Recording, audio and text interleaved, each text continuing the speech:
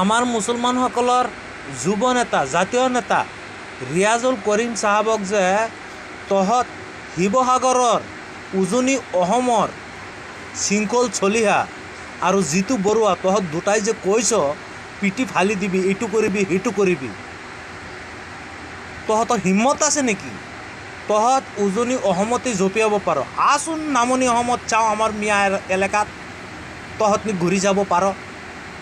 তহঁত মাকৰ গাখীৰ যদি খাই আছ, খাই ডাঙৰ হৈছ, তেনেহ'লে আহি পেলাই আমাৰ নেতাক ৰিয়াজুল চাহাবক কচোন কিবা কিবি ক'ব পাৰ নেকি?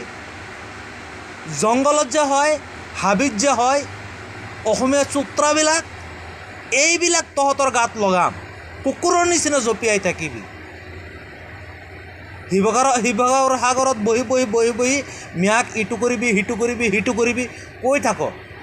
ইমান হিম্মত তহঁতৰ, নামনিত অকল জকলবন্ধা পাৰ হ, চাওচোন কেনেকুৱা মাদাৰ চোত তহঁত।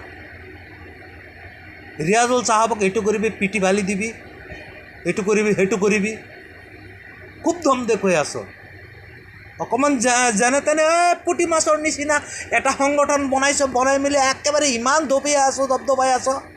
তহঁতে ভাবিছ কি যাকে ইচ্ছে তাকে যিটো কৈ বাচি যাবি? বাচি যাব নোৱাৰিবি, কাৰণ আমাৰ আল্লাহ আছে।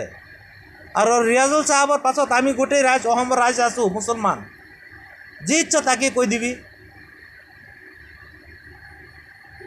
আৰু ৰিয়াজুল চাহাবে যে কৈছে শিৱসাগৰত গুৱাহাটীত আমাৰ মিয়া মানুহক DC বনাব, এটাত আমি অসমৰ গোটেই মুছলমান মানুহে ছাপোৰ্ট কৰিম। এইটো বনাব লাগে, দেখুৱাই দিব লাগে তহঁতৰ গাত কিমান দম আছে আৰু আমাৰ মুছলমানৰ গাত কিমান দম আছে। এই ভিডিঅ'খন আমাৰ মুছলমানসকলে যিমান পাৰে শ্বেয়াৰ কমেণ্ট কৰি দিয়ক, ৰাইজে চাওক জিতু বৰুৱা আৰু বান্দৰৰ নিচিনা শৃংখল চলিহা, মুখটো বান্দৰৰ নিচিনা কেনেকৈ জঁপিয়াই আছে অকল শিৱসাগৰতে, কিন্তু নামনিত আহিব নোৱাৰে।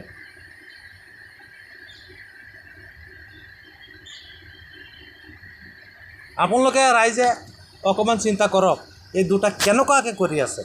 আৰু মই অনুৰোধ কৰি কৈছোঁ, আমাৰ ৰিয়াজুল চাহাবৰ লগত থাকক, ৰিয়াজুল চাহাবক আগুৱাই যাবলৈ সুবিধা কৰক, যাতে আমাৰ মুছলমানৰ কাৰণে আৰু কাম কৰি যাব পাৰে। ধন্যবাদ।